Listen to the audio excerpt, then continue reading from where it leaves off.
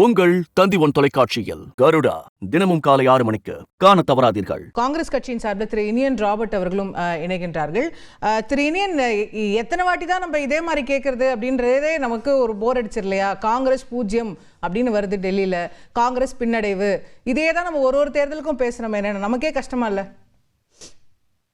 இல்ல, அது கஷ்டப்படுறதுக்கு எதுவும் இல்லை. எங்களுக்கு அடிப்படையிலேயே உண்மை என்னன்னு தெரியும். டெல்லியில நாங்க முக்கியமான பிளேயர் கிடையாது. அங்க முக்கியமான பிளேயர்ஸ் யாருன்னா என்ன சொல்றீங்க? பிஜேபி தான்ன்றது.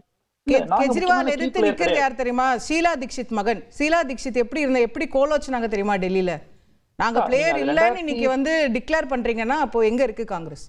இல்ல நான் தமிழ்நாட்டுல எப்படி காங்கிரஸ் முக்கியமான கீ பிளேயர்னு கேட்டீங்கன்னா இல்ல, பீகார்ல கேட்டீங்கன்னா இல்ல, அந்த மாதிரி டெல்லியிலும் இல்ல. 2013க்கு பிறகு நிலவரம் மாறி விட்டது. அந்த காங்கிரஸ் கட்சியினுடைய கேரக்டரிஸ்டிக்ஸ், காங்கிரஸ் உடைய வாக்கு வங்கியை ஆம் ஆத்மி பறித்து கொண்டது. அதுவும் நாங்க பாக்குறோம். நாங்க குறிப்பாக மதசார்பற்ற வாக்கு வங்கி, தலித்துகள் வாக்கு வங்கி ஆம் ஆத்மி பறித்து கொண்டது. அதனால ஒரு காங்கிரசினுடைய ஒரு போட்டோ காப்பியாக, ஜெராக்ஸ் காப்பியாக தான் ஆம் ஆத்மி செயல்படுகிறது டெல்லியில.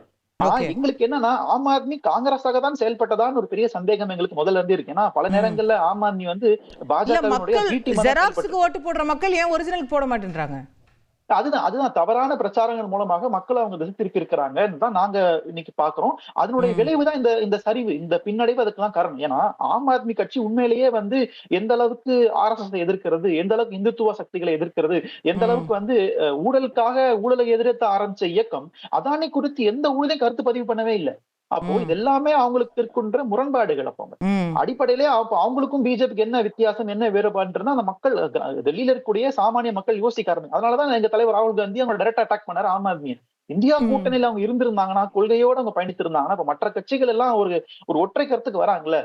இது மாதிரி சாதிவாரி கணக்கெடுப்புன்னு பேசுறாங்க. இது வரைக்கும் அரவிந்த் கெஜ்ரிவால் கேஸ்ட் பத்தி வாயை திறக்கவே இல்லை. அப்போ இது எல்லாமே எங்களுக்கு அவங்க மேல ஒரு சந்தேகத்தை ஏற்படுத்துது. உண்மையிலேயே அவங்க யாரு?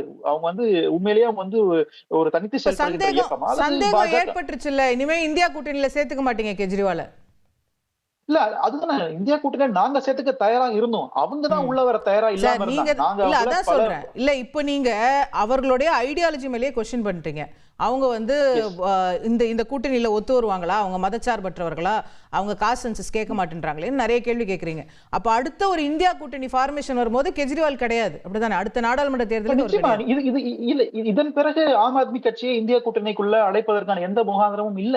ஏன்னா எங்களுக்கு ஹரியானாலே எங்களுக்கு ஏமாற்றம் தான் கொடுத்தாங்க, டெல்லியிலேயே உங்களுக்கு ஏமாற்றம். ஹரியானால நீங்க சேர்த்துக்கல சார் அவங்கள, டெல்லியில அவங்க உங்களை சேர்த்துக்கல. உங்கள் தந்தி1 தொலைக்காட்சியில் கருடா தினமும் காலை 6 மணிக்கு காண தவறாதீர்கள்.